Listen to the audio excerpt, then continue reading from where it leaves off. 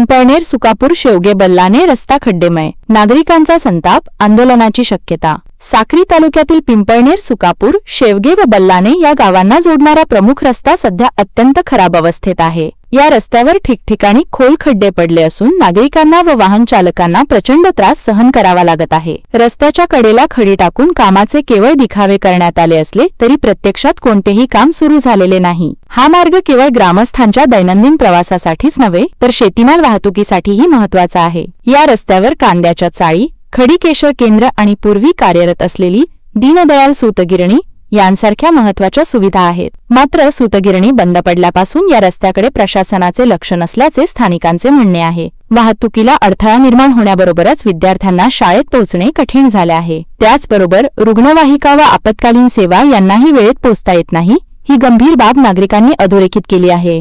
प्रशासनाने वेळेत लक्ष न दिल्यास आम्हाला रस्त्यावर उतरून आंदोलन करावे लागेल असा इशारा ग्रामस्थांनी दिला आहे। या समस्येवर तातडीने उपाययोजना करून रस्त्याचे डांबरीकरण व योग्य दुरुस्ती करण्याची मागणी संपूर्ण परिसरातील ग्रामस्थांनी केली आहे। प्रशासन आता याकडे लक्ष देते का हे पाहणे महत्त्वाचे ठरणार आहे।